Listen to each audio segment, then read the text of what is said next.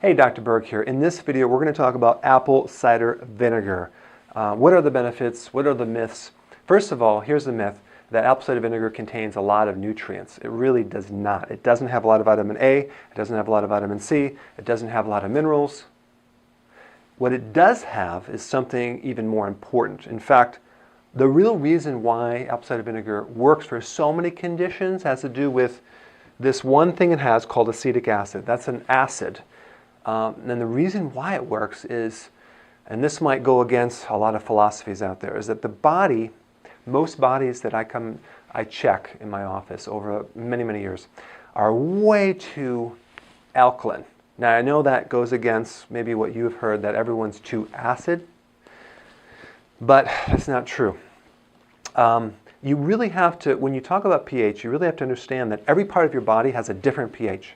So if someone says, oh yeah, you're too acid, well, what pH are you talking about? The urine? Are you talking about the saliva? The real true indicator of pH for a body should be in the blood, but it's very difficult to test that because as soon as you take the blood out of the body, it alkalizes or it oxidizes and it can change the pH right away. So you have to, it's very expensive to determine that. So you have to go by symptoms. And so if you ever wanted to really know, just look up in, I don't know, Google it, all the conditions for too acid, called acidosis, and look up for the conditions of alkalosis and all those symptoms. And you'll be able to see which ones you have, and you can determine based on those two factors. So what we're talking about is the blood pH here. Most people have a blood pH which is excessively alkaline. And yes, it's true that your blood should be slightly alkaline, but in this situation it becomes even too alkaline. Okay?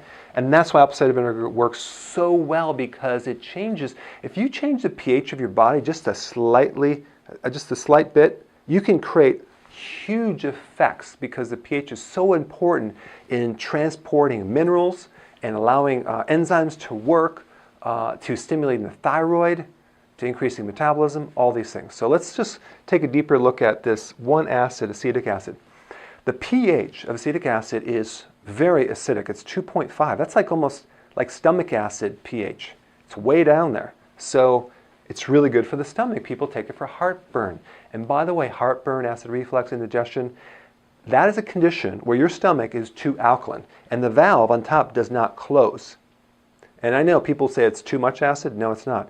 In fact, if you have acid reflux or heartburn, just take some apple cider vinegar and see how much better you feel. I mean, you'll feel wonderful because the valve will start closing on the top and the acid won't start regurgitating up through that valve. So it's good for GERD, acid reflux, indigestion.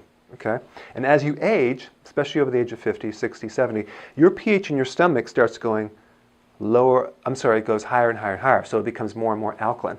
So you need more acid as you age to be able to digest protein and absorb minerals. Because if your pH is too alkaline, which most people have a problem with too much alkaline, they can't absorb calcium. They can't absorb minerals like they used to. So what happens, especially with calcium, is calcium starts building up in the soft tissues throughout the body. So you have the soft tissue calcification. I mean, you see that people that are getting older, they're getting stiff, they have arthritis, bursitis, they get calcium developing on the eyes, there's cataracts. On the joints is arthritis, on the nerves there's neuritis, on the kidney is kidney stones, on the gallbladder is gallstones, and the teeth is tartar. That could come from a pH problem. It's an alkalosis, a systemic alkalosis, which is your whole body is too alkaline. One of the things that I like to do as well is make sure they're taking the fat-soluble vitamins to transport that calcium out, like vitamin D and K2. But in this video, we're going to talk about the pH piece of this thing. Now, what causes this alkaline state? It has to do with this, in this book, it's called Sibylla Encyclopedia of Endocrinology, Volume 4, Frank Netter, MD. This is one of the main books that is used in medical schools, and it's a great physiology book to help you get some of the facts on how the body works. So right here, if you look on the page that talks about high cortisol, that's the stress hormone, high stress, high cortisol, causes alkalosis. It makes your body too alkaline. So unless you don't live on planet Earth, you might not have this problem. But most people I know live on planet Earth, they have a lot of stress, their bodies become too alkaline over time. The worst thing you could do is start drinking alkaline waters. Now, it's okay to drink water that's already alkaline, but don't try to alkalize it to an 8 or a 9 or because you're going to make your body worse. And then you won't be able to absorb calcium and things like that. So with adrenal, like stress and high cortisol, you become too alkaline and you lose this little thing called H+.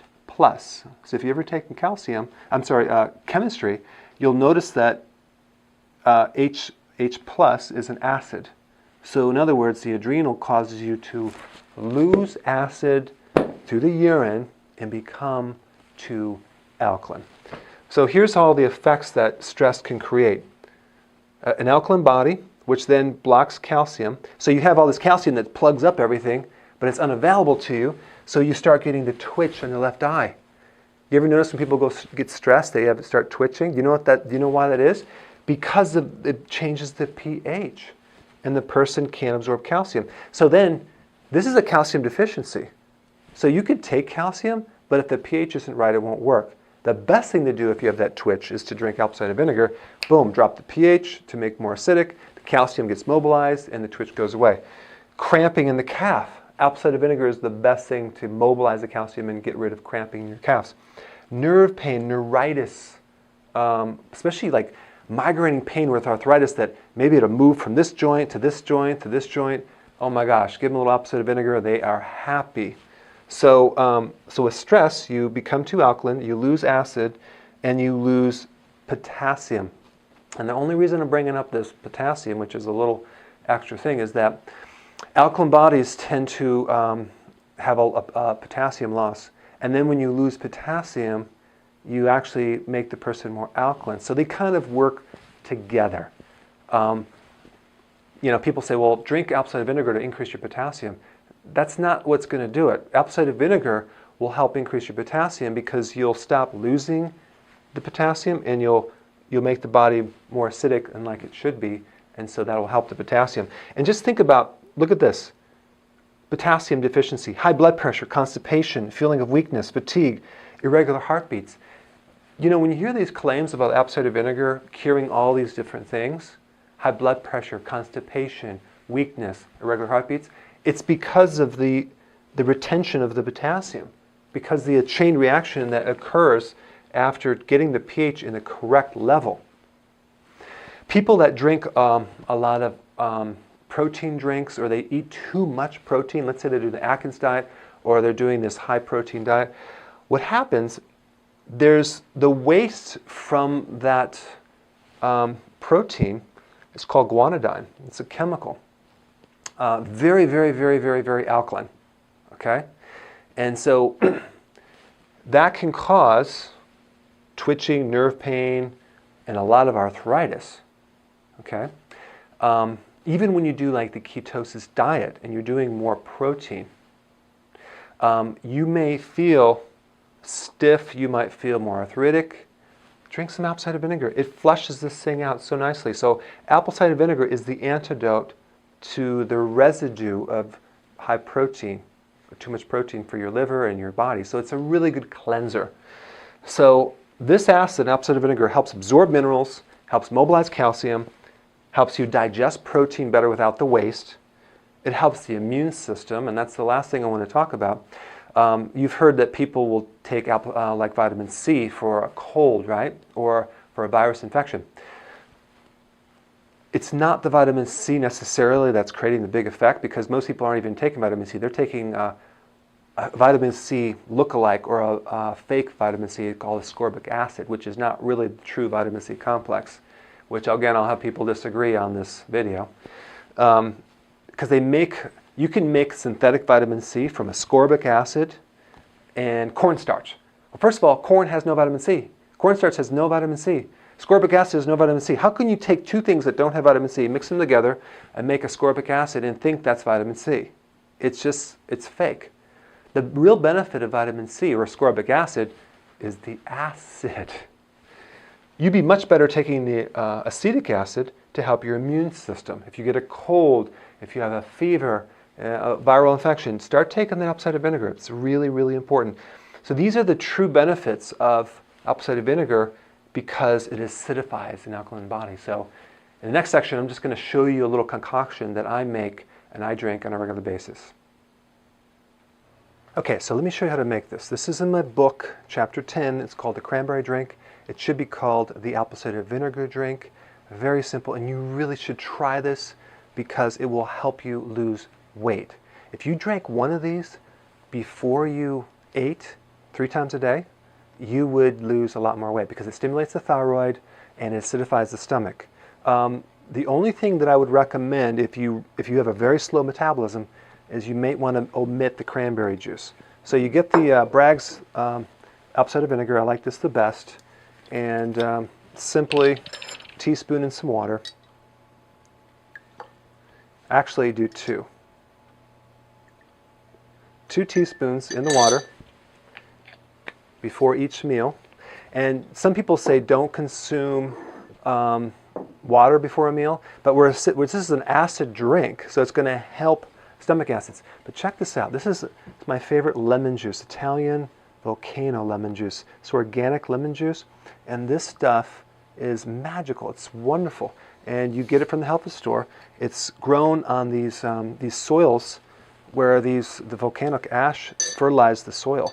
So you just do a teaspoon of this lemon right here. You don't have to use this lemon juice. You can use other lemon juice. You can use lemons.